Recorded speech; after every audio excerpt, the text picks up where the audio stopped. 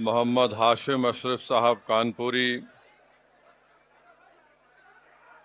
مہمان خصوصی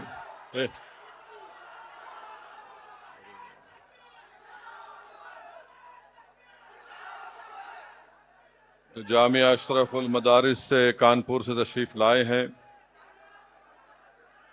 مولانا نثار حسین حیدر آغا صاحب، مولانا مسعود حسین مشتیجی صاحب، جلسہ رحمت اللہ عالمین صلی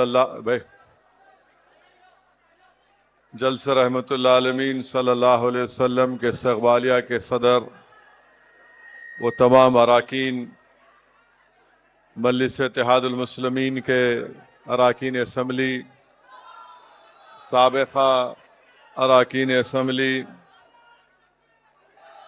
معزز حاضرین اکرام،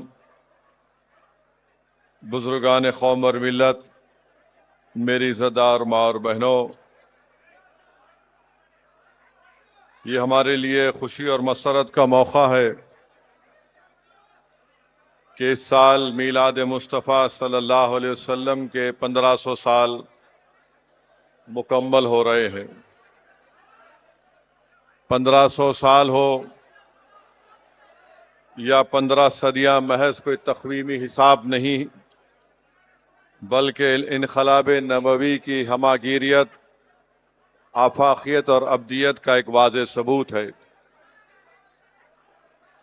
بنو ہاشم کے گھرانے میں بی بی آمنہ کے بطن سے ایک نور ظاہر ہوا، جس نے دیکھتے ہی دیکھتے ساری کائنات کے گوشے کو اپنے حصار میں لے لیا، جس کی روشنی سے وہ زمانہ اور قیامت تک کا ہر زمانہ منور ہو گیا۔ آپ صلی اللہ علیہ وسلم کی پیدائش کرۂ ارض کی تقدیر کو بدل دی، انسانوں کو غلامی سے آزادی ملی اور جہالت کے اندھیروں کا ہمیشہ کے لیے خاتمہ ہوا۔ ڈاکٹر حمید اللہ، معروف اسلامی محقق، نے لکھا کہ آپ صلی اللہ علیہ وسلم ایک عظیم رہنما ہیں، جنہوں نے آپ تقریر کرنا چاہ رہے آ کے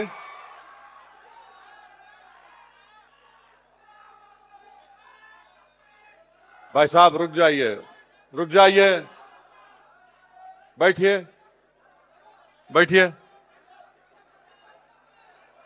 بیٹھیے ادب کو ملوث رکھیے،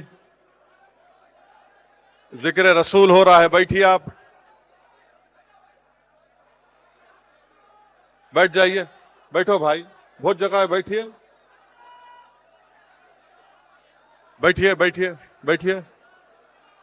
بیٹھو بھائی، بیٹھو بیٹھیے، بیٹھ جائیے، ماں بیٹھیے۔ ڈاکٹر حمید اللہ نے لکھا کہ رسول اللہ صلی اللہ علیہ وسلم ایک عظیم رہنما ہے، جنہوں نے اپنی تعلیمات کی بنیاد کسی فلسفے پر یا پھر کسی قومی تجربے پر نہیں رکھی، بلکہ نزول وحی اور الہی احکام پر رکھی۔ اللہ کے رسول صلی اللہ علیہ وسلم نے ایک مکمل آفاقی اور دائمی دینی نظام کے بانی کے ساتھ ساتھ بیک وقت ایک حکمران، قانون ساز، فاتح اور معلم انسانیت تھے، جن کی زندگی میں انسانیت کے لیے زندگی میں ہر شعبے میں رہنمائی ملتی ہے۔ قرآن کریم میں اللہ سبحانہ و تعالیٰ نے وَمَا أَرْسَلْنَاكَ إِلَّا رَحْمَةً لِّلْعَالَمِينَ کے ذریعے آپ صلی اللہ علیہ وسلم کا تعارف کروایا، آپ کو رحمت للعالمین قرار دیا۔ یہ سورہ انبیاء کی آیات محض ایک نعرہ نہیں ہے یا لقب نہیں ہے، بلکہ آپ کے ذریعے آنے والے ایک انقلاب کا مرکزی عنوان ہے۔ میرے عزیز دوستوں اور بزرگوں، رسول اللہ صلی اللہ علیہ وسلم نے انسانیت کو سب سے پہلا تحفہ توحید کی دعوت کا دیا۔ اس تصور توحید نے انسانیت کو تہمات، خوف اور غلامی سے نکال کر اللہ وحدہ کی بندگی پر جمع کر دیا۔ رسول اللہ صلی اللہ علیہ وسلم نے انسانیت پر ایک اور احسان کیا کہ انسانی دنیا کو پہلی مرتبہ مساوات سے واقف کروایا، جس کو انگریزی میں ہم سوشل جسٹس کہتے ہیں۔ دنیا میں رنگ، نسل، دولت اور زبان کی بنیاد پر برتری سمجھا جاتا تھا۔ اللہ کے رسول صلی اللہ علیہ وسلم نے خطبہ حجۃ الوداع میں پوری انسانیت کو مساوات اور انصاف پر مبنی دستور دیا۔ کمزور خواتین اور ملازمین کے حقوق کا تحفظ کیا۔ مساوات کو صرف نعرہ نہیں دیا، بلکہ حبشہ کے حضرت بلال کو، روم کے حضرت صہیب کو اور فارس کے سلمان کو عرب کے معزز ترین قریشی سرداروں کے شانہ بہ شانہ لا کر کھڑا کر دیا۔ انسانی تاریخ میں مساوات اور اخوت کا اس سے بڑا عملی مظاہرہ کبھی کسی نے نہیں دیکھا۔ نوجوانوں، کون سلمان الفارسی، جو فارس سے نکلے، موجودہ ایران پرشیا سے، ایک عیسائی پادری کے ساتھ برسوں رہے، وہ دنیا سے چلا گیا تو کہا کہ فلاں عیسائی پادری کے پاس جاؤ، عراق میں ہے، وہاں سے تم کو جو تم چاہتے ہو نبی اور آخری زماں کو دیکھنا۔ وہاں پر گئے، وہ چل بسا، اس نے کہا کہ اس علاقے میں آئیں گے جہاں پر کھجور کی درخت رہیں گے۔ حضرت سلمان فارسی نکلتے ہیں، راستے میں ان کو گرفتار کر کے بیچ دیا جاتا ہے۔ حضرت سلمان فارسی رضی اللہ تعالی عنہ مدینہ شریف کو پہنچتے ہیں، ایک کھجور کے باغ میں کام کرتے ہیں۔ آپ کو معلوم ہوا کہ محمد صلی اللہ علیہ وسلم مدینہ شریف کو آ رہے ہیں۔ آپ کو یہ بات بتائی گئی تھی کہ وہ صدقہ نہیں لیتے، ہدیہ لیتی ہیں، اور ان کے پیٹھ کے بیچ دونوں بازو میں مہر نبوت ہے۔ حضرت سلمان فارسی جاتے ہیں، رسول اللہ صلی اللہ علیہ وسلم کو موجودہ مسجد قباء کے پاس رسول اللہ صلی اللہ علیہ وسلم آرام فرما رہے۔ حضرت سلمان فارسی جا کر اللہ کے رسول صلی اللہ علیہ وسلم کو دیکھتے ہیں۔ رسول اللہ صلی اللہ علیہ وسلم ان کو دیکھ کر مسکرا کر جواب دیتے ہیں، اس طرح سے جواب دیتے ہیں کہ آقائے دو عالم ان کا انتظار کر رہے ہیں۔ حضرت سلمان فارسی رضی اللہ تعالی عنہ رحمت اللہ عالمین صلی اللہ علیہ وسلم کو کھجور دیتے ہیں اور کہتے ہیں یہ صدقہ ہے۔ رسول اللہ صلی اللہ علیہ وسلم مسکراتے ہیں اور کہتے ہیں کہ صدقہ میں نہیں لیتا، اور پھر اس کو کہتے ہیں کہ دوسرے صحابیوں میں اس کو بانٹ دیا جائے۔ پھر دوسری مرتبہ حضرت سلمان آ کر کہتے ہیں یا رسول اللہ یہ ہدیہ ہے۔ رسول اللہ صلی اللہ علیہ وسلم اس کو قبول فرماتے ہیں۔ پھر تیسری نشانی دیکھنا تھا، جب ایک مرتبہ رسول اللہ صلی اللہ علیہ وسلم سے ملنے گئے، اللہ کے رسول صلی اللہ علیہ وسلم نے فرمایا سلمان پیچھے آؤ، اور اللہ کے رسول صلی اللہ علیہ وسلم نے اپنے جسم مبارک سے کپڑا ہٹایا اور کہا دیکھ لو سلمان، مہر نبوت کو دیکھا، اس کو چوما، وہ سلمان فارسی ہے۔ صہیب رومی کون ہے؟ روم سے آئے، مکے سے جب مدینہ جا رہے تھے تو مشرکین نے کہا کہ صہیب اپنی پوری دولت کو چھوڑ دو۔ آپ نے اپنی پوری دولت کو مکے میں چھوڑ کر رسول اللہ صلی اللہ علیہ وسلم کے پاس مدینہ شریف کو چلے گئے. حضرت بلال کون؟ حبشی ہیں، ایتھوپیا، موجودہ ایتھوپیا افریقہ کے ہیں. رسول اللہ صلی اللہ علیہ وسلم صدیق اکبر نے آقا کے حکم پر ان کو آزاد کروایا. یہ کون بلال حبشی ہیں؟ اللہ کے رسول صلی اللہ علیہ وسلم جب سفر معراج پر گئے، جب واپس آئے تو پوچھا بلال، میں نے تیرے قدموں کی آواز جنت میں سنی تھی.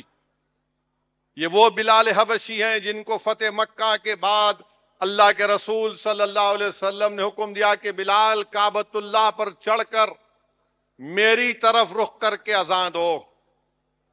اور یہ وہ حضرت بلال ہیں کہ فاروق اعظم ان کا ہاتھ پکڑ کر کہتے تھے، یہ سیدنا بلال، سیدنا بلال. میرے عزیز دوستوں اور بزرگوں، یہ انقلاب رسول اللہ صلی اللہ علیہ وسلم نے لایا تھا.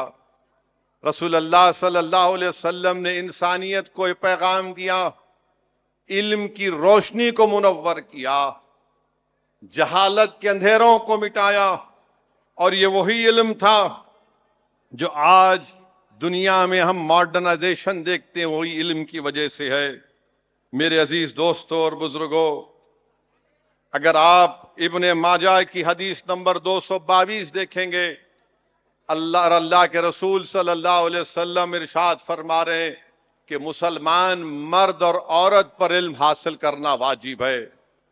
یہی علم تھا جس کی وجہ سے بغداد میں، قرطبہ میں، لائبریریوں میں لاکھوں کتابیں تھیں. یہی علم کی وجہ سے خوارزمی تھے جنہوں نے الجبرا ایجاد کیا تھا، آج وہی الجبرا کی بنیاد پر الگورتھم بنا. یہ کون لکھ رہا ہے؟ George certain history of science میں لکھتا ہے. میرے عزیز دوستوں اور بزرگوں، انسانیت پر رحمت اللہ عالمین کا احسان یہ بھی ہے کہ ابھی ہم نے اپنے مہمان مقرر سے سنا کہ اللہ کے رسول صلی اللہ علیہ وسلم کی آمد کی وجہ سے جو بچیاں جب پیدا ہوتی تھیں ان کو زندہ دفنا دیا جاتا تھا. اللہ کے رسول صلی اللہ علیہ وسلم کی آمد اور ان بچیوں کا دفنانا ختم ہو گیا. قرآن میں اللہ نے ماں اور بیٹی اور بیوی کے بارے میں کہا. بلکہ ایک صحابی تھے، ان کا نام ساسا بن نجیہ تھا. انہوں نے کلمہ پڑھا اور رسول اللہ صلی اللہ علیہ وسلم سے آ کر پوچھا، مجھے ایک سوال کرنا ہے. اللہ کے رسول صلی اللہ علیہ وسلم نے پوچھا، کیا سوال ہے؟ تو نے کہا، یا رسول اللہ صلی اللہ علیہ وسلم، میں جب مسلمان نہیں تھا اس وقت کی نیکیوں کا کیا مجھے اجر ملے گا؟ رحمت اللہ علیہ صلی اللہ علیہ وسلم نے پوچھا، کیا نیکیاں تھیں؟ تو یہ صحابی رسول حضرت ساسا بن نجیہ کہتے ہیں کہ میرا سفر میں میرے اونٹ گم گئے تھے، میں ان کی تلاش میں نکلا. خیر کسی ایک گاؤں میں پہنچا تو میرے 2 اونٹ وہاں پر تھے. کسی ایک شخص کے پاس تھے، میں نے کہا یہ 2 اونٹ میرے ہیں، مجھے دے دو. میں ان کی تلاش میں آیا، وہ اونٹ لے لیے. اس شخص نے پکار کر کہا، کسی گھر میں پوچھنے والوں سے پوچھا، بتاؤ بیٹا ہوا ہے یا بیٹی ہوئی ہے؟ تو آپ نے پوچھا اس سے، یہ تم نے کیوں پوچھا؟ تو اس نے کہا کہ اگر بیٹا ہوا ہے تو میں خوش ہوں گا، میرا داماد بھی خوش ہوگا. اگر بیٹی ہوئی ہوگی تو یہ ہمارے لیے بڑی توہین کی بات ہے، میں اس بچی کو دفنا دوں گا. یہ صحابی رسول نے کہا، کیا میں تجھ سے ایک بات کہوں؟ اس نے کہا، بتاؤ. حضرت ساسا بن نجیہ رضی اللہ تعالیٰ عنہ نے کہا، وہ بچی مجھے دے دے. اس نے پوچھا، تو مجھے کیا دے گا؟ آپ نے کہا، یہ میرے 2 اونٹ رکھ لے. اس نے کہا، 2 نہیں 3 اونٹ دینا پڑے گا. آپ نے فرمایا، ٹھیک ہے، کسی کو میرے ساتھ دے دے، میں گھر جاؤں گا اور وہ میرا اونٹ لے لے. پھر اس کے بعد حضرت ساسا بن نجیہ کی عادت بن گئی کہ جہاں کہیں بھی معلوم ہوتا کہ بچی پیدا ہوئی وہ جا کر ان بچیوں کو اپنے پاس لاتے، اپنے گھر میں رکھتے۔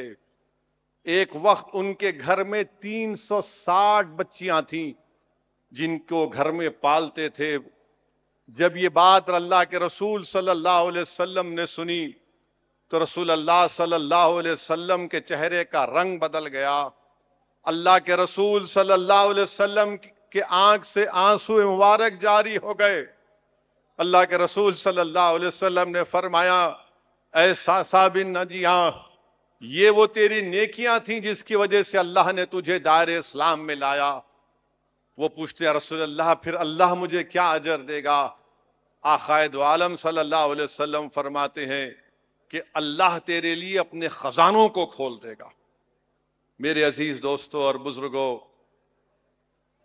عورت کو باپ کی وراثت میں حق اگر کسی دین نے دیا تو اسلام نے دیا۔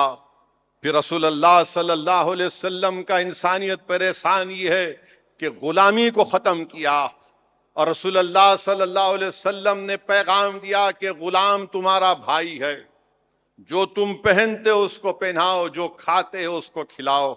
اللہ کے رسول صلی اللہ علیہ وسلم نے محنت کشوں پر احسان کیا، کیونکہ اس وقت کی بڑی تہذیبیں تھیں، یونانی، رومی اور فارسی تہذیبوں میں جب تم جلوس نکالو گے چیخا مت مارو، چیخے مت مارو، سیٹیاں مت بجاؤ۔ ابو القاسم سہیلی نے لکھا کہ شیطان 4 مرتبہ چیخ مارا، ایک جب اس کو ملعون کہا گیا تو اس نے چیخ مارا، جب اس کو بلندیوں سے زمین کی طرف پھینک دیا گیا تو چیخ مارا، جب محمد صلی اللہ علیہ وسلم کی آمد ہوئی تو شیطان چیخ مارا، جب اللہ سورہ فاتحہ کو نازل کیا تو شیطان چیخ مارا۔ تو کل چیخیں مارنے کے لیے نہیں جا رہے آپ، کل آپ دنیا کو دعوت دینے کے لیے جا رہے ہیں کہ دیکھو یہ ہوتا ہے مسلمان۔ لوگ تم کو دیکھ کر فیصلہ کریں گے۔ تم دین کی دعوت دینے کے لیے جلوس میں جا رہے ہو، تم ٹائم پاس کرنے کے لیے نہیں، تم عیاشی کے لیے نہیں جا رہے ہو کہ ہاں میں جا رہا ہوں میں ریل بناؤں گا، نہیں۔ اگر تمہاری ایک نیکی کو کوئی دیکھ کر اس کے دل میں اسلام کی محبت پیدا ہو جائے گی تو بتاؤ تمہارا مقام کیا ہوگا۔ تو میرے عزیز دوستوں اور بزرگوں، علماء کرام نے لکھا کہ شاہ عبد الرحیم بلکہ شاہ ولی اللہ در ثمین اپنی کتاب میں لکھتے ہیں کہ ان کے والد شاہ عبد الرحیم میلاد کی محفل منعقد کرتے تھے، ماہ ربیع الاول میں کھانا کھلاتے تھے۔ ایک وقت ان کے پاس ایسا آیا کہ پیسے نہیں تھے شاہ عبد الرحیم رحمت اللہ علیہ کے پاس، تو انہوں نے چند پیسوں سے بھنے ہوئے چنے خریدے اور اس کو غریبوں میں بانٹ دیا۔ رات میں اللہ کے رسول صلی اللہ علیہ وسلم کا دیدار ہوتا ہے، اور دیدار میں یہ دیکھتے ہیں شاہ عبد الرحیم رحمت اللہ علیہ، تھوڑی دیر کے لیے خاموش ہو جائیے، بات کرنا ہے تو باہر جا سکتے بھائی، آپ لوگ چٹ چاٹ کرنا ہے تو جاؤ باہر۔ شاہ عبد الرحیم رحمت اللہ علیہ دیکھتے ہیں کہ ایک میز ہے، اس پر بھنے ہوئے چنے رکھے ہوئے ہیں، اور رسول اللہ صلی اللہ علیہ وسلم فرما رہے ہیں کہ عبد الرحیم تو نے اس کو بانٹ کر بڑا اچھا کام کیا۔ حاجی امداد اللہ مہاجر مکی رحمت اللہ علیہ، رسالے 7 مسئلہ، کون حاجی امداد اللہ مہاجر مکی؟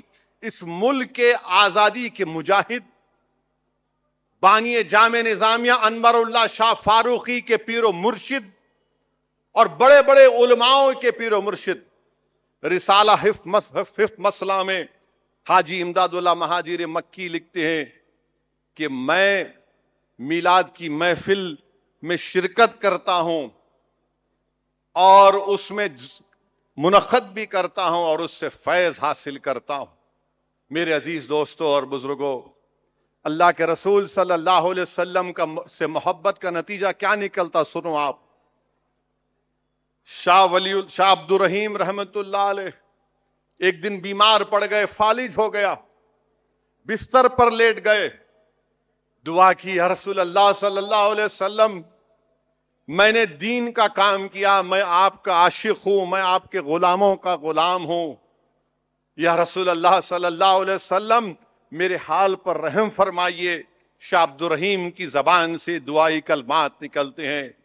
اچانک دیکھتے ہیں کہ ان کے گھر میں خوشبو آتی ہے, مہک آتی ہے, اور وہ خواب میں کیا دیکھتے ہیں شاہ عبد الرحیم؟ اپنے پیر و مرشد شاہ عبد العزیز کو خواب میں دیکھ کے بولتے ہیں کہ ولی اللہ, یہ جو تیرے پینتی کے سام میں جو دروازہ ہے اس کو سیدھا کر. بولے کیوں؟ بولے محمد صلی اللہ علیہ وسلم آنے والے ہیں تیرے پاس. خیر وہ سیدھا کرتے ہیں. وہ کیا دیکھتے ہیں کہ رسول اللہ صلی اللہ علیہ وسلم تشریف لاتے ہیں. صدیق اکبر آقا دو عالم صلی اللہ علیہ وسلم کے ساتھ ہیں, شیر خدا حضرت علی ساتھ ہیں, اور شاہ عبد الرحیم فرماتے ہیں کہ میں مشکل سے اٹھا اور رسول اللہ صلی اللہ علیہ وسلم کے سینے کو لپیٹ لیا. اللہ کے رسول صلی اللہ علیہ وسلم کی داڑھی مبارک مجھے لگ رہی تھی اور میں خوب رو رہا تھا. اللہ کے رسول صلی اللہ علیہ وسلم ان سے کہہ رہے ہیں کہ عبد الرحیم میں آ گیا ہوں. اور رسول اللہ صلی اللہ علیہ وسلم اپنے ہاتھوں سے ان کو جہاں ان کو درتا ہاتھ پھیرتے ہیں, اللہ شفا دینے والا ہے. اور رسول اللہ صلی اللہ علیہ وسلم سے ان کو شفا ہوئی. پھر رسول اللہ صلی اللہ علیہ وسلم جب جا رہے تھے, شاہ عبد الرحیم کے دل میں خیال آیا کہ منہ مبارک مجھے مل جاتے. اللہ کے رسول صلی اللہ علیہ وسلم پلٹ کر کہتے عبد الرحیم تمہارے تکیے کے نیچے میں نے 2 منہ مبارک رکھ دیے ہیں. پھر صبح ہوئی, شاہ عبد الرحیم جو بستر پر تھے چلنا شروع کرتے. لوگ پریشان ہو جاتے ہیں یہ کرشمہ دیکھ کر, اور ان سے پوچھتے ہیں کیا ہوا. وہ پورا قصہ سناتے ہیں. لوگ کہتے ہیں بتاؤ وہ کہاں ہے منہ مبارک. لوگ دیکھتے ہیں, بعض لوگ دماغ ان کا زیادہ کام کرتا ہے, تو کسی شاعر نے کہا کہ عقل کو تنقید سے کیا کہا, عقل کو تنقید سے فرصت نہیں, عشق پر ایمان کی بنیاد رکھ. تو جو لوگ آ کر لے کر گئے منہ مبارک, تو دنیا نے دیکھا. شاہ عبد الرحیم کو خیال آتا, اس میں پوچھتے بتاؤ تم میں ایسا کوئی آدمی ہے جس پر غسل واجب ہوا. وہ آدمی آتا ہے کہ ہاں. اس کو شاہ عبد الرحیم کہتے ہیں یہاں سے نکلو تم. جس محمد صلی اللہ علیہ وسلم کے وجود پر اللہ ایک مکھی کو بیٹھنے نہیں دیتا تھا, جس کا کوئی سایہ نہیں تھا کیونکہ کسی کا پیر اس کے سائے پہ نہ پڑ جائے, ایک ناپاک آدمی کیسے رہ سکتا ہے. اس کو ہٹایا, خفل کھلا, اور اس کے بعد دیدار ہوا. میرے عزیز دوستوں, نوجوانوں, پاک رکھو اپنے آپ کو, ہمیشہ باوضو رہو. نہیں معلوم کب دنیا سے جانے کا حکم آ جائے. تو میرے عزیز دوستوں اور بزرگوں, بولنے کا مقصد یہ ہے کہ ڈرنے اور گھبرانے کی ضرورت نہیں ہے. کل آپ درود شریف پڑھتے جائیے جلوس میں. نوجوانوں, کل درود شریف پڑھیں گے, آپ پورے پڑھیں گے تو وضو سے رہیں گے, پاکٹ منہ میں نہیں ڈالیں گے, سگریٹ ہاتھ میں نہیں لیں گے, گالی کے الفاظ زبان پر نہیں لائیں گے. وعدہ کر رہے آپ. میرے بھائی یاد رکھو, میرے بھائی یاد رکھو, جب ایک مرتبہ سنیے ایک مرتبہ جب آپ درود و سلام رسول اللہ صلی اللہ علیہ وسلم پر پڑھتے ہیں, آپ کے 10 نیکیاں آپ کے کھاتے میں لکھی جاتی ہیں, 10 گناہ آپ کے معاف ہو جاتے ہیں, 10 درجات آپ کے بلند ہوتے ہیں. ایک مرتبہ حضرت رابعہ بصری کی پیدائش کا واقعہ ہے. حضرت رابعہ بصری پیدا ہوتی ہیں, گھر میں ان کے کچھ نہیں ہوتا, تیل بھی نہیں رہتا ہے. تو ان کی ماں کہتی اپنے شوہر سے کہ پڑوس میں جا کر تیل لے کر آؤ. ان کے والد ان کو پسند نہیں آتا کسی سے جا کر پوچھنا. وہ پڑوسی کے دروازے پر جا کر واپس آ جاتے ہیں, سو جاتے ہیں. رات میں اللہ کے رسول صلی اللہ علیہ وسلم کو خواب میں دیکھتے ہیں اور کہتے ہیں کہ یہ رابعہ بصری سیدہ ہے, یہ ان 70,000 لوگوں میں ہوگی میری امت سے جو بغیر شفاعت کے جنت میں جائے گی. تم صبح میں خط لکھنا اس وقت کے امیر کو اور کہنا کہ وہ روز رات میں مجھ پر 100 مرتبہ درود و سلام بھیجتا ہے اور جمعے کی رات کو 400 مرتبہ, اور لکھنا اس سے کہ اس نے اس جمعرات کی رات کو مجھ پر درود و سلام نہیں بھیجا, اس کو کفارہ ادا کرنے کے لکھنا. جب وہ خط لکھ کر امیر کے حوالے کرتے ہیں وہ خوش ہوتا ہے, نادم ہوتا ہے اور کہتا ہے کہ میں 10,000 درہم اس خوشی میں بانٹتا ہوں کہ رسول اللہ صلی اللہ علیہ وسلم نے مجھے یاد کیا. اور رابعہ بصری کے گھر کو آتا ہے, آپ کے والد سے ملتا ہے اور کہتا ہے یہ آپ کے لیے درہم ہے, یہ پیسے ہیں, آپ رسول اللہ صلی اللہ علیہ وسلم نے آپ کو کہا تھا. میرے بھائی درود و سلام کی طاقت ہوتی ہے, اور مسلمانوں ڈرنے اور گھبرانے کی ضرورت نہیں ہے. لوگ ہم سے کہہ رہے ہیں کہ فلسطین میں 65,000 فلسطینیوں کو شہید کر دیا گیا, لاکھوں لوگ بے گھر ہو چکے ہیں. مگر میں آپ سے کہہ رہا ہوں, کیا تم نے سنا کوئی فلسطینی خودکشی کیا؟ کیا تم نے کہیں پر پڑھا کہ کوئی غازہ کا ایک فلسطینی خودکشی کیا؟ وہ غازہ کے غیور مسلمان ہم کو پکار پکار کر کہہ رہے ہیں کہ ہم یہ یہودی اسرائیلی حکومت کے ظلم کے باوجود بھی ہم لا تقنطوا من رحمت اللہ کہنے والے ہیں. ہم ان تمام مصائب اور مشکلات میں بھی میلاد کو منا رہے ہیں. میرے بھائی حوصلے کو بلند رکھو. جب طارق بن زیاد 7,000 لوگوں عربوں کو لے کر کشتی سے اسپین کو حاصل کرنے کے لیے طارق بن زیاد نکلے تو کشتی میں طارق بن زیاد اللہ کی طرف دیکھ کر دعا کر رہے تھے کہ یا اللہ ہم 7,000 ہیں اور ہمارے مد مقابل 1,00,000 کی فوج ہے, ہم پر رحم فرما. طارق بن زیاد خواب دیکھتے ہیں, نیند آ گئی.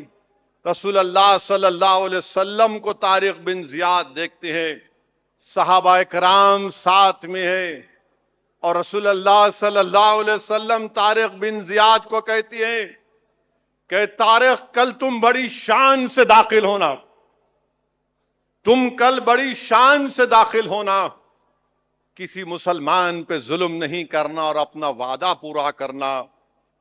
اور طارق خواب میں دیکھتے ہیں کہ رسول اللہ صلی اللہ علیہ وسلم جلوہ نما ہیں صحابہ اکرام کے ساتھ, اور طارق ان کے ساتھ اس میں داخل ہو رہا ہے. صبح اٹھ کر اپنی فوج سے کہتے ہیں کہ میں نے یہ خواب دیکھا, جنگ ہوتی ہے, طارق بن زیاد کو کامیابی ملتی ہے. یاد رکھو انشاءاللہ تعالی اللہ اس کا رسول ان غازہ اور مغربی کنارے کے فلسطینیوں کو یہ ظالم نتنیاہو اس جہنم کے کتے پر غالب کرے گا انشاءاللہ تعالی. یہ لوگ اپنی طاقت سے, اپنی ملٹری کی سپیریارٹی سے سمجھ رہے ہیں کہ غازہ اور مغربی کنارے کے فلسطینیوں کو ختم کر کے رکھ دیا جائے گا. یہ ختم ہونے والی قوم نہیں ہے, یہ زندہ رہنے والی قوم ہے. یہ وہ قوم ہے جو اللہ کی راہ میں اپنی جان کے نذرانوں کو پیش کرنا اپنے لیے ایک عظمت کی نشانی سمجھتی ہے. یہ وہ سرزمین کی مائیں ہیں جو اپنی اولاد کی قربانی کو دیکھ کر کہتی ہیں کہ میرے بیٹے جب تو جائے گا رسول اللہ صلی اللہ علیہ وسلم کے پاس تو کہنا کملی والے سے کہ ہم تو لڑ رہے ہیں مگر دنیا میں ہمارا کوئی ساتھ نہیں دیا. تو میرے عزیز دوستوں اور بزرگوں, ہم کو فلسطینیوں کے لیے ساتھ دینا ہے. ہم حیدرآباد میں بیٹھے ہیں مگر ہم غازہ اور مغربی کنارے کے فلسطینیوں کو کہہ رہے ہیں کہ ہم تمہارے سے دور سہی مگر ہم تمہارے ساتھ ہیں. ہم راتوں میں اٹھ کر تمہاری کامیابی کے لیے تمہاری حفاظت کے لیے، تمہاری شفا کے لیے ہم رسول اللہ صلی اللہ علیہ وسلم کا واسطہ دے کر اللہ سے بھیک مانگ رہے ہیں۔ اور مجھے افسوس ہوتا ہے کہ 7,000 عرب فوج 1,00,000 نصرانیوں پر غالب آ گئی تھی، اور آج ہم دیکھتے ہیں کہ اسرائیل کے پلین 2,000 کلومیٹر اڑ کر دوحہ میں بامبنگ کرتے ہیں اور بامبنگ کر کے واپس چلے جاتی ہیں۔ میرے عزیز دوستوں اور بزرگوں، ہم اللہ سے دعا کرتے ہیں کہ اللہ سبحانہ و تعالی ہمارے ان عرب ممالک کو اللہ متحد کر دے۔ آج ہم یہاں کھڑے ہو کر یہ امید لگا رہے ہیں کہ ان کے درمیان سے کوئی صدیق اکبر کی طرح عاشق رسول کھڑا ہو جائے، ان کے درمیان سے کوئی فاروق اعظم کی طرح انصاف کرنے والا کھڑا ہو جائے، کوئی حضرت عثمان ذو النورین کی طرح سخی کھڑا ہو جائے، کوئی شیر خدا فاتح خیبر کی طرح کھڑا ہو جائے ان ظالم زائنزم کے خلاف۔ کہ صحاباؤں میں جو صحابی کھڑے تھے جو جنگ موطا میں صلاح الدین ایوبی، خالد بن ولید کی طرح کوئی کھڑا ہو جائے۔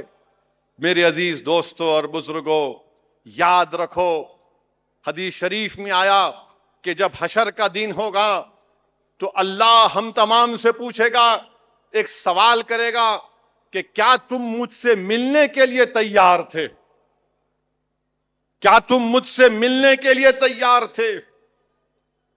تو خوش قسمت لوگ کہیں گے کہ ہاں اللہ، ہم تجھ سے ملنے کے لیے تیار تھے۔ کیوں اللہ پوچھے گا؟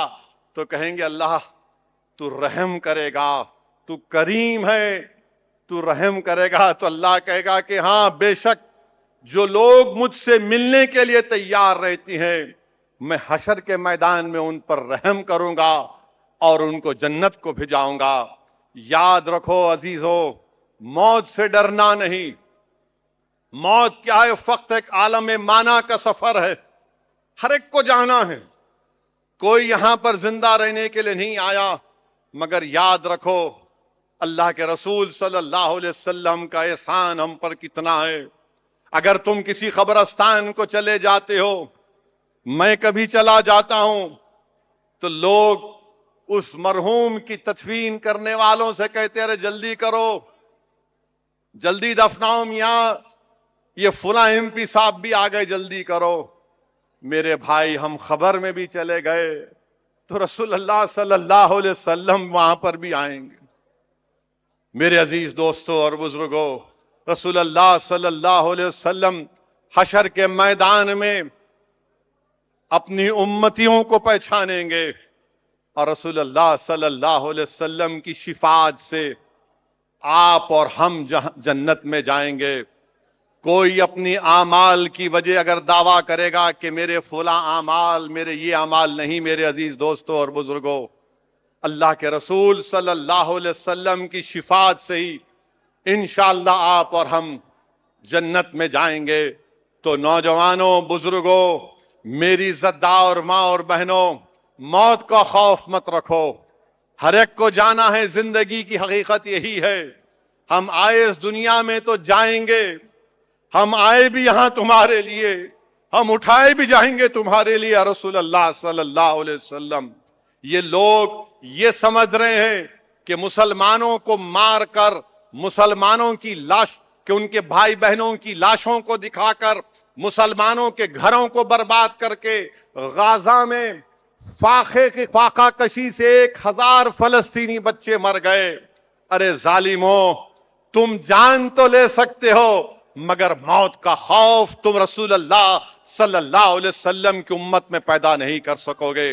تم ہماری جان تو لے سکتے ہو، تم ہمارے گھر کو توڑ سکتے ہو، مگر ہمارے دلوں سے تم آقائے دو عالم صلی اللہ علیہ وسلم کی محبت کو نہیں نکال سکو گے۔ میں سلام کرتا ہوں غزہ کے فلسطینیوں کو، میں سلام کرتا ہوں مغربی کنارے کے فلسطینیوں کو کہ آج وہ کھڑے ہیں۔ اور یاد رکھو دنیا کے مسلمانوں، اگر کل غازہ کے مسلمان کو ختم کر دیا جائے گا، کل مغربی کنارے کے فلسطینیوں کو ختم کر دیا جائے گا، تو پھر تمہارے ملکوں پر حملہ ہوگا۔ تم نے دیکھ لیا دوحہ میں حملہ ہوا، اب سب نشانے پر ہے۔ یہ ظالم نتنیاہو جہنم کا کتا غازہ میں، مغربی کنارے میں، یمن میں، لبنان میں، ایران پر کہاں کہاں اس نے بمباری نہیں کر دی، سیریا میں۔ اللہ ہمارے ان عرب حکمرانوں میں اتحاد پیدا کر دے۔ اللہ سبحانہ و تعالیٰ ان کو یہ ظالموں کی اصل فطرت سے آگاہ کر دے۔ میرے عزیز دوستو اور بزرگوں، ہم کو اپنے ہمت اور حوصلے کو بلند رکھنا ہے، اور ہم دیکھتے کیا ہیں کہ ہمارے وطن عزیز میں بھی کوئی ہم کو نشانہ بناتا ہے، کوئی ہمارے گھر کو توڑتا ہے، کوئی ہمارے بچوں کو مارتا ہے، تو ہم ان کو بھی بتانا چاہ رہے کہ تم ظلم کتنا کر سکو گے۔ ارے بلڈوزر ہمارے پہ چلانے والوں، آسام کا چیف منسٹر ہے، ایک نیا قانون نکالا، اور قانون نکال کر کہتا ہے، کیا قانون ہے وہ؟ بارڈر پولیس امیگریشن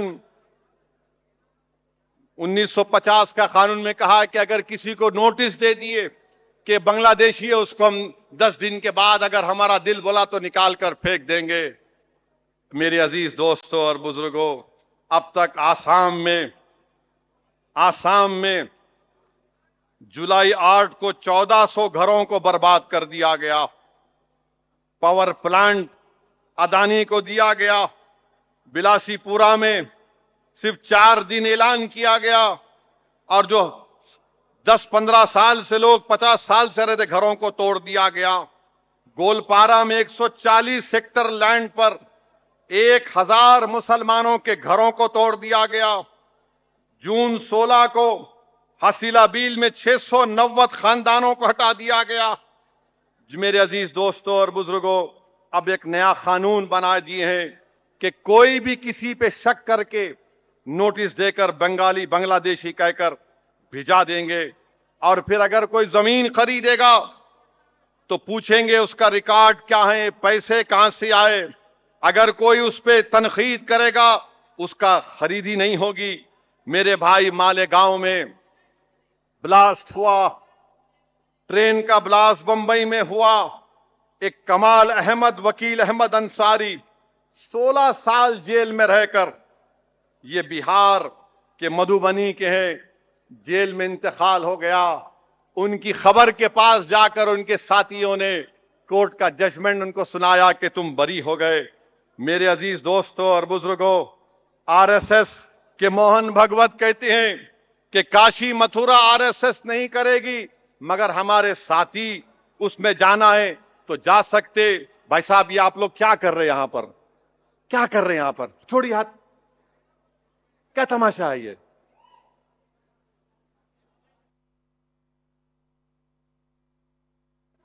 کیا سن رہے آپ لوگ؟ ایک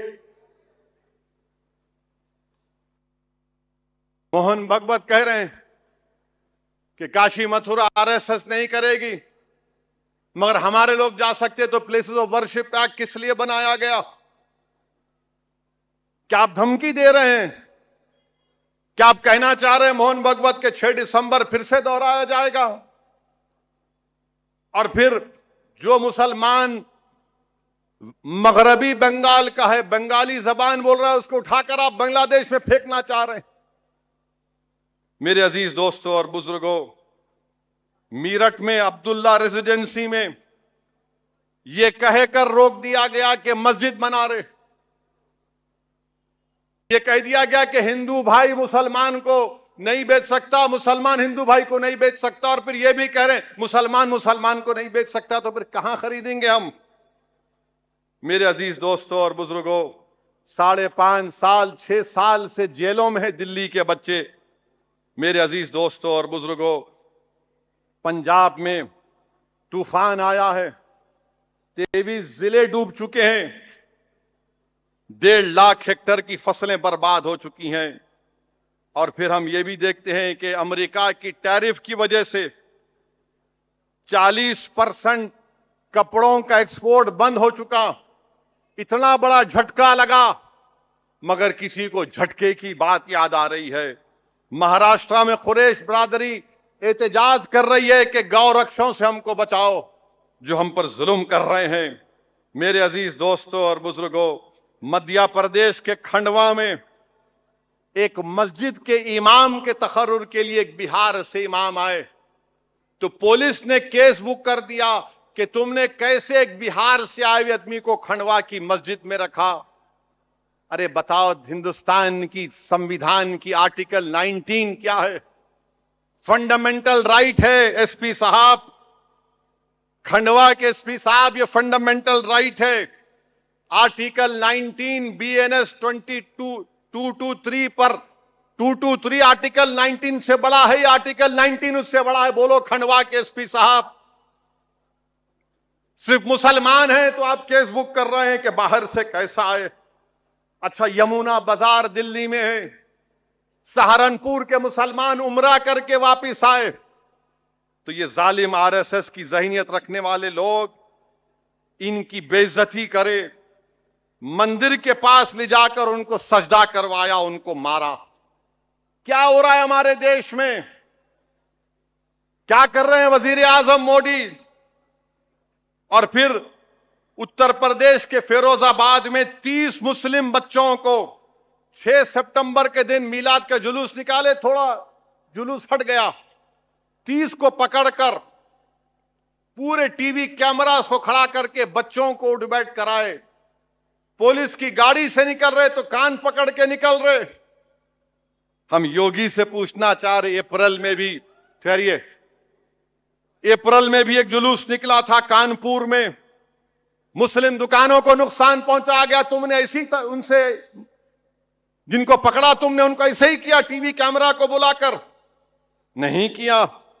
میرے عزیز دوستوں اور بزرگوں، 2 سال کے بعد وزیر اعظم منی پور کو گئے. بہت دیر کر دی مہرباں آتے آتے. منی پور کو گئے، سووں کی تعداد میں عورتوں کی عزت لوٹی گئی. دیش کے وزیر اعظم 2 سال کے بعد ان کو خیال آیا. میرے عزیز دوستوں اور بزرگوں، کرناٹکا کے CM میلاد کی محفل میں ایک منسٹر کے ساتھ آتے ہیں اور منسٹر صاحب علماء کرام کو بولتے، اٹھو اٹھو CM صاحب آ گئے. میرے بھائی، ہم اپنے ہاتھوں سے اپنے علماء کرام کی توہین کرواتے ہیں. اگر تھوڑی دیر کے لیے معلوم ہو جائے کہ یہ ہمارے علماء کرام انبیاء کے وارثین ہیں، یہ انبیاء کے وارثین ہیں، ان کے دل میں اللہ کا کلام اور رسول اللہ صلی اللہ علیہ وسلم کے حدیث ہیں، جو انبیاء کے وارثین ہیں. ہم ایک معمولی چیف منسٹر کے لیے کہہ رہے ہیں اٹھو اٹھو. میرے عزیز دوستوں اور بزرگوں، بہرحال یہ BJP پھر آپ NCERT کے سلیبس میں تبدیلی کر دی گئی. پارٹیشن کا ذمہ دار مسلمان، ہم نہیں ہیں ذمہ دار پارٹیشن کے. پارٹیشن کے ذمہ دار کون ہے بولتا ہوں میں آپ کو. پارٹیشن کا سب سے پہلا نعرہ دینے والے کون تھے؟ 2 قوم نظریہ ہو تو ساورکر تھے. پارٹیشن کے ذمہ دار ماؤنٹ بیٹن ہے. پارٹیشن کے ذمہ دار اس وقت کے کانگریس کی حکومت ہے. ہم کہاں پارٹیشن کے ذمہ دار ہیں؟ نہیں ووٹ ڈالے. ارے جھوٹ کیوں بولتے ہو؟ کتنے مسلمانوں کو ووٹ ڈالنے کا اختیار تھا بتاؤ؟ جو جاگیردار تھے، نواب تھے، جن کے پاس اتنی دولت تھی یا ڈگری تھی، وہی ووٹ ڈال سکتے تھے. ہم ذمہ دار نہیں ہیں پارٹیشن کے. مہاتما گاندھی کو گوڈسے نے کیوں مارا تم اس کی وجہ بھی NCERT سے نکال دیے. میرے بھائی، اتنا سب کر رہے ہیں آپ اور اس کے بعد آپ یہ کہتی ہیں کہ ہم سبق سکھائیں گے میاں کو. میں آسام کے مکھیہ منتری سے، اتر پردیش کے مکھیہ منتری سے، جتنے یہ سب لوگ جو بکواس قسم کی زبان استعمال کرتے، میرا تم سے ایک ہی سوال ہے، تم میں اتنی طاقت نہیں ہے کہ وہ پاکستان جس نے پہلگام میں ہمارے 26 لوگوں کو سر پر گولی مار کر مذہب پوچھ کر گولی ماری، تم میں اتنی طاقت نہیں ہے کہ تم اس پاکستان سے کرکٹ میچ نہیں کھیل سکتے؟ تم آج ہمارے گھر کو، وہ آسام کا مکھیہ منتری بول رہا ہے تم کو نکال دیا، نوٹس دے کے ہم بھگا دیں گے۔ ارے بہادری دکھاؤ، ایک کرکٹ میچ تم نہیں کھیل سکتے، تم کس کی آنکھ میں آنکھ ڈال رہے ہو؟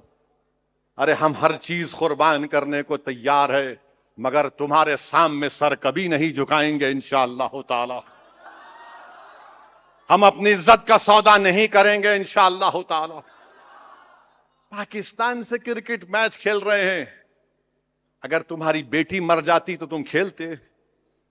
تمہاری 4 دن کی بیٹی جس کے ہاتھ کی مہندی نہیں اتری اگر وہ مر جاتی تو تم کرکٹ میچ کھیلتے؟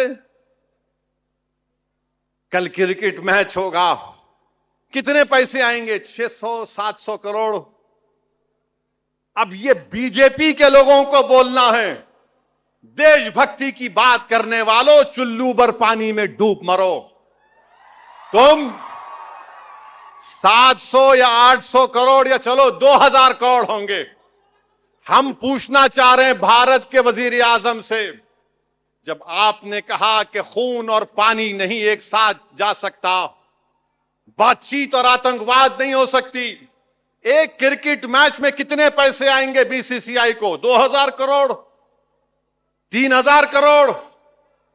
یہ 26 ہمارے بھارت کے ناگرک کی جان کی قیمت بڑھ کے ہے یا پیسے بڑھ کے؟ ہم کو بتاؤ، یہ بتانا پڑے گا بی جے پی کو۔ بڑا بڑا بھاشن دیتے ہیں، گیان دیتے ہیں، دیش بھکتی، کرکٹ میچ کا معاملہ آیا تو تم رن آؤٹ ہو گئے، بلکہ رن آؤٹ نہیں سٹمپ ہو گئے۔ میں کھڑا ہوں ان تمام ہمارے ان 26 ان خاندان والوں کے ساتھ، ہم کل بھی کھڑے تھے، آج بھی کھڑے اور ہمیشہ کھڑے رہیں گے۔ جس پاکستان سے آئے ہوئے ان ظالم ٹیررسٹوں نے ان کو صرف اس لیے گولی ماری کہ ہندو تھے، یہ رسول اللہ صلی اللہ علیہ وسلم کی تعلیمات نہیں ہے۔ اسلام اس بات کی اجازت دیتا نہیں، یہ پاکستان ہمیشہ سے فیلڈ سٹیٹ رہا ہے۔ وہاں سے آئے اور 26 کو مار کر چلے گئے، بیوہ کر دیے، یتیم کر دیے بچوں کو۔ افسوس ہوتا ہے ہمارے 56 انچ کے وزیر اعظم، ان کے ہوتے ہوئے کیسا میچ ہو رہا ہے؟ یہ نہیں کھیلنا تھا، کوئی بات نہیں، ایک کپ نہیں جیتتے تھے ہم، نہیں بائی لیٹرل ہے۔ ارے تو پھر پانی بھی تو بائی لیٹرل ہے، جو انڈس واٹر ٹریٹی ہے بائی لیٹرل ہے نا وہ۔ جب ہم پانی روک دیے تو کھیل کیسا کھیل رہے؟ ہم پوچھنا چاہ رہے آر ایس ایس سے، بی جے پی سے، 26 بھارت کے ناگرکوں کی جان کی قیمت کیا ہے؟ بتاؤ ہم کو۔ تم نے بتا دیا کہ شاید جو بھی تم کو ٹی وی کا ایڈ ملے گا وہ ان کی جان کی قیمت سے زیادہ ہے، تو معلوم ہوا بی جے پی، آر ایس ایس مرنے والوں کو نہیں دیکھ رہی ہے، دولت کیسے حاصل کرے وہ دیکھنا چاہ رہے ہیں۔ میرے عزیز دوستوں اور بزرگوں، میں آپ کو پیغام دے رہا ہوں کہ سیاسی اپنی لیڈرشپ کو بناؤ۔ جب تک آپ اپنی سیاسی لیڈرشپ کو نہیں بنائیں گے، آپ کے مسئلے مسائل حل ہونے والے نہیں ہیں۔ یہ بہت ہو چکا، نہیں انہوں لڑے تو ایسا ہوتا، انہوں لڑے تو ایسا ہوتا، کچھ نہیں ہوتا۔ جب تک آپ لڑیں گے نہیں تو آپ اپنا حق کیسے لیں گے؟ جب تک آپ آواز نہیں اٹھائیں گے تو کون تمہاری آواز کو سنے گا؟ جب تک تم قدم نہیں بڑھاؤ گے کون تمہارے سامنے سے ہٹے گا؟ جب تک تم اپنی تکلیف کو سنویدھان اور آئین کے دائرے میں رہ کر نہیں بولو گے تو کون تمہارے مسائل کو حل کرے گا؟ ملک کو آزاد ہو کر کتنے برس ہو چکے ہیں، بتاؤ ہمارے مسئلے ویسے ہی وہی ہیں. وہی آسام میں کم سے کم 3,500 گھروں کو توڑ دیا گیا. اتر پردیش میں کوئی نہ کوئی کچھ نہ کچھ ہوتے رہتا ہے. مہاراشٹر بومراہ میں بلڈوزر لگا دیے. مدھیہ پردیش میں بھی آ رہا تھا میں, ایک 7 سال کے بچے کو 2 ٹیچروں نے اتنا مارا کہ اس کے ہاتھ کو توڑ دیا, پیر کو توڑ دیا. یاد رکھو, یہ صرف آہیں بھرنے سے نہیں ہوتا.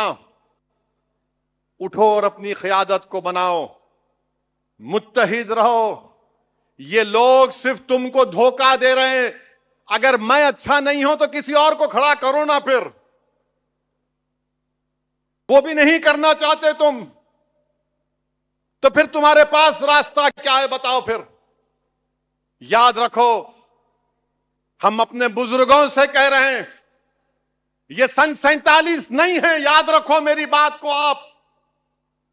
اس زمانے کے لوگوں میں جو بھی تھا وہ ختم ہو گیا. اب یہ 2025 ہے. تم ماضی کی بات کر کے موجودہ دور کی فرقہ پرستی کا مقابلہ نہیں کر سکو گے. طاقت کو حاصل کرو, جمہوریت میں حصہ لو, ووٹ ڈالو, کامیاب بنو, ایم ایل اے بنو, کارپوریٹر بنو, ایم پی بنو, سرپنچ بنو, زیڈ پی کے چیئرمین بنو.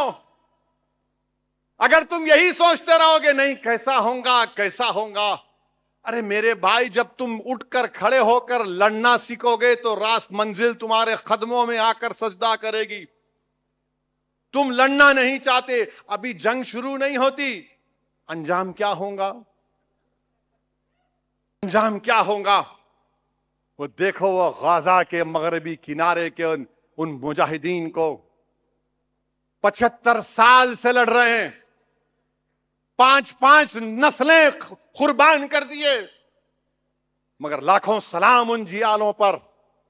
ان کے حوصلے پست نہیں ہوتے, ان کے حوصلے پست نہیں ہوتے. کہتے ہیں کہ اللہ جب تک ہم کو زندہ رکھے گا ہم زائنزم سے مقابلہ کریں گے.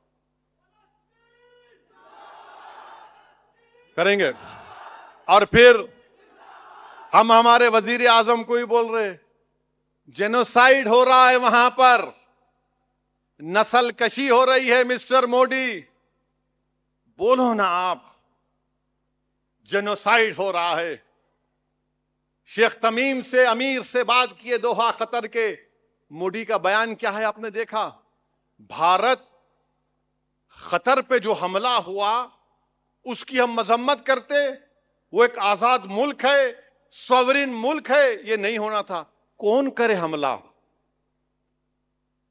موڈی جی آپ بول سکتے تھے اسرائیل نے کیا, نیتنیاہو ظالم نے کیا, مگر نہیں بولے. 8 لاکھ بھارت کے لوگ قطر میں رہتے ہیں. 25-26 بلین ڈالر کا وہاں سے ہم ایکسپورٹ کرتے ہیں گیس. کتنا 2 بلین کے قریب ہم یہاں سے بھارت سے ایکسپورٹ کرتے ہیں. ہم بول رہے نہیں. اب کیا ہو گیا؟ ٹرمپ بھی بول رہا نو 50%. انہیں تو وہ اڈے کا وہ ہو گیا, ایجنٹ ہو گیا. اب چین ہماری 2000 اسکوائر کلومیٹر پہ قبضہ کر کے بیٹھا ہے. اب نریندر موڈی چین سے ملنے چائنا چلے گئے, شی جن پنگ سے ملے. ٹرمپ کا ہاتھ, اس کا ہاتھ ایک طرف, پوٹن کا ہاتھ. مگر موڈی جی یہ تو بتاؤ, وہ جو بفر زون میں چین بیٹھا ہوا ہے, ڈیپسانگ ڈیمچاک میں, ہم کو ملے گی نہیں ملے گی؟ میرے بھائی, پاکستان کو پورا چین سپورٹ کیا جنگ جب ہوئی ہماری. چین کے ایئر کرافٹ تھے پورے, چین کی سیٹلائٹ ٹیکنالوجی تھی. اب بتاؤ آپ, یہ کس کی ناکامی ہے بتاؤ موڈی جی؟ امریکہ 50% ٹیرف لگا دیا. موٹر پارٹس جو ہم 30,000 کروڑ کے امریکہ کو ایکسپورٹ کرتے اس میں گراوٹ آ گئی. سورت میں ڈائمنڈ ایکسپورٹ ہوتا, اس میں گراوٹ. تمل ناڈو میں کپڑا سل کر بھجاتے, اس میں گراوٹ. کیا ہو رہا ہے بتاؤ؟ یہاں ادھر چین ہے، ادھر ٹرمپ ہے.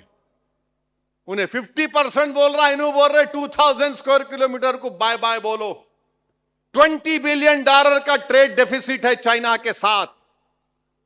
اور بی جے پی والے آ کر نہیں وہ نہیں، یہ نہیں، فلاں نہیں.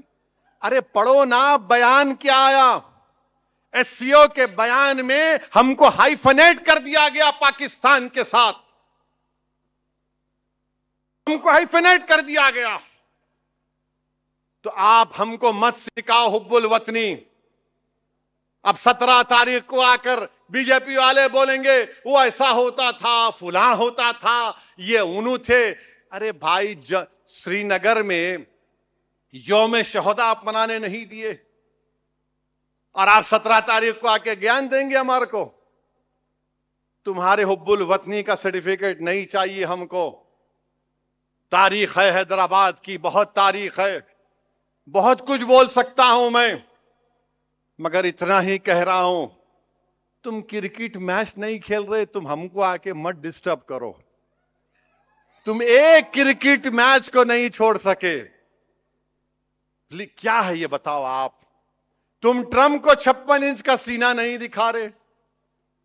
ٹرمپ ابھی بھی بول رہا میں رکایا جنگ. ارے تو ہوتا کون رے؟ میں رکایا. ارے موڈی جی 1 بار 2 بار 3 بار 4 بار 5 بار 30 مرتبہ بول دیا انہیں میں رکایا. ارے آپ ذرا بول دیتے اس کو، ارے بس کر. اے تو موڈی جی بولو تو کچھ تو بولو. آپ خاموش بیٹھے ہوئے. اب انہیں بول رہا کہ ہم بھارت سے وہ خریدیں گے، ہم بھارت کو یہ بیچیں گے. میرے بھائی بی جے پی یہ جو مسئلے پیدا ہو رہے نا، یہ ان کی ناکامی کی ایک مثالیں ہیں، نشانی ہے. میری آپ تمام سے گزارش ہے کہ پرامن طریقے سے ہم کو ہماری دیش کی، ہمارے ملک کی جمہوریت کو مضبوط کرنا ہے. ڈرنے گھبرانے کی کوئی ضرورت نہیں ہے. کبھی ڈر کو قریب آنے مت دو، مگر نمازوں کی پابندی کرو. مسجدوں کو جاؤ. تمہاری پہچان مسجدوں سے ہے. اپنی اماں باواں سے اچھا سلوک کرو. یہ ڈرگز کے قریب مت جاؤ. آج تو نیوز میں آیا کہ بوئن پلی میں اسکول کے اندر ڈرگز بن رہے. عجیب ہے، اسکول کے کلاس روم میں کم وقت ڈرگز بنا رہا ہے. میرے بھائی نوجوانوں، تمہاری جوانی ہمارے لیے بہت ضروری ہے. تم قوم کا مستقبل ہو، بھارت کا اور مسلمانوں کا. اگر تم گر جاؤ گے تو پھر ہمارا مستقبل اچھا نہیں ہو سکتا ہے. تو شراب، ڈرگز، ان گندے چیزوں سے اپنے آپ کو دور رکھو. کل پوری شرافت کے ساتھ آپ جلوس میں شامل ہوئیے. اب جب یہاں سے جائیں گے موٹر سائیکل پہ جائیے، مگر چیخے مارتے نہیں جانا. شیطان چیخ مارا تھا 4 مرتبہ جب آقائد عالم صلی اللہ علیہ وسلم آئے. آپ چیخ نہیں ماریں گے، اور جب تم پکارو گے تو زمین ہل جانا تمہاری آواز سے. وہ تاثیر پیدا کرو اپنے آپ میں کہ صرف ایسا نہیں کہ جب تم بولو گے تو دنیا تمہاری بات کو غور سے سننا. جب تم چلو گے تو لوگ دیکھ کے بولنا کہ یہ غیور جا رہا ہے، یہ وہ ہے جو کسی کے سامنے جھکنے والا نہیں ہے. تو اللہ ہم تمام کو یہ توفیق دے، اللہ ہم کو عمل کرنے کی توفیق دے. اور میں آپ کے ساتھ نعرہ لگاؤں گا، آپ زندہ باد کے نعرے لگائیں گے. غازہ کی عوام زندہ باد، غازہ کی عوام زندہ باد، غازہ کی عوام زندہ باد، مغربی کنارے کی عوام زندہ باد، زندہ باد. فلسطین زندہ باد، فلسطین، غازہ کی عوام مرد آباد، مرد آباد، نتن یاہو مرد آباد، مرد آباد، مرد آباد، नेतन्याहू मुर्दाबाद, मुर्दाबाद मुर्दाबाद नेतन्याहू मुर्दाबाद। हिंदुस्तान, हिंदुस्तान, नारे तकबीर, नारे तकबीर, नारे रिसालत, नारे रिसालत, नारे रिसालत। अस्सलाम वालेकुम। सल्लल्लाहु अला मुहम्मद सल्लल्लाहु अलैहि वसल्लम, सल्लल्लाहु अला मुहम्मद सल्लल्लाहु अलैहि वसल्लम, सल्लल्लाहु अला मुहम्मद सल्लल्लाहु अलैहि वसल्लम। طلع البدر علينا من ثنية الوداع وجب الشكر علينا ما دعا لله داعي يا نبي سلام عليك يا رسول سلام عليك يا حبيب سلام عليك صلوات أرسل الله تعالى أرسل الله تعالى عندنا نورا مبينا مصطفى ما جاء إلا مصطفى ما جاء إلا رحمة للعالمين يا نبي سلام عليك يا رسول سلام عليك يا حبيب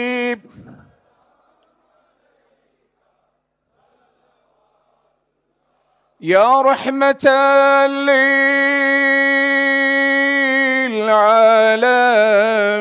للعالمين أنت شفيع المذنبين أكرم لنا يوم الحزين أكرم لنا يوم الحزين فضلا وجودا والكرم الفاتحة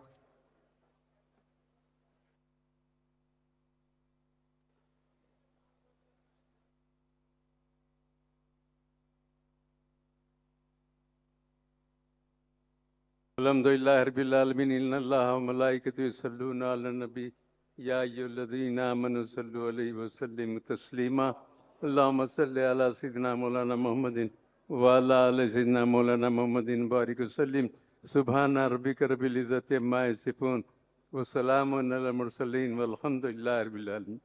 کل رات میں بعد نماز عشاء دارالسلام میں کلی نعتیہ مشاعرہ زیر نگرانی نقیب ملت بیرسٹر اسد الدین اویسی صاحب صدر مجلس رکن پارلیمنٹ منعقد ہوگا۔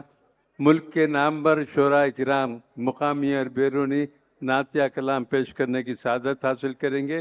آپ تمام حضرات سے کل کے مشاعرے میں شرکت کی دعوت۔ کل 11 بجے اجلاء کے مجلس احباب کا ایک اجلاس دارالسلام میں ہوگا، جس میں صدر مجلس کا خصوصی تفصیلی خطاب ہوگا۔ کیا؟ شکریہ ادا کر دیں۔ بالکل آج کا شکریہ۔ آخر میں نگران جلسہ محترم المقام عالی جناب بیرسٹر اسد الدین اویسی صاحب کا شکریہ ادا کرتا ہوں۔ آج کے مہمان خصوصی تمام علماء کرام، مشائخین عظام اور آپ تمام کا شکریہ ادا کیا جاتا ہے۔ اسی کے ساتھ ساتھ print media, electronic media, social media, محکمہ پولیس، محکمہ برقی ابرسانی، محکمہ بلدیہ، ان تمام کا، ہم تمام محکمہ جات کا شکریہ ادا کرتے ہیں۔ ایک اہم اعلان یہ ہے کہ شہر حیدرآباد اور سکندرآباد کے مختلف ڈپوز کے لیے RTC بسوں کا انتظام کیا گیا ہے، آپ استفادہ کر سکتے ہیں۔ ابتدائی مجالس اتحاد المسلمین کی جانب سے 16 سپتمبر بروز ہفتہ کو तिगल गुंटा चौरस्ते पर ज़ेर निगरानी बैरिस्टर असदुद्दीन अवैसी साहब एक अजीमुशान जलसे रहमतुल्लाह आलमीन मुनक्किद होगा। आप तमाम से शिरकत की गुजारिश की जाती है। इसी तरह 27 सितंबर को अंबरपेट जामा मस्जिद में जलसे रहमतुल्लाह आलमीन सल्लल्लाहु अलैहि वसल्लम ज़ेर निगरानी बैरिस्टर असदुद्दीन अवैसी साहब मौजूद रुकन पार्लिमान व सदर कुल हिंद मजलिस इत्तेहादुल मुस्लिमीन जलसे रहमतुल्लाह आलमीन मुनक्किद होगा। आप तमाम से इन दोनों जलसों को कामयाब बना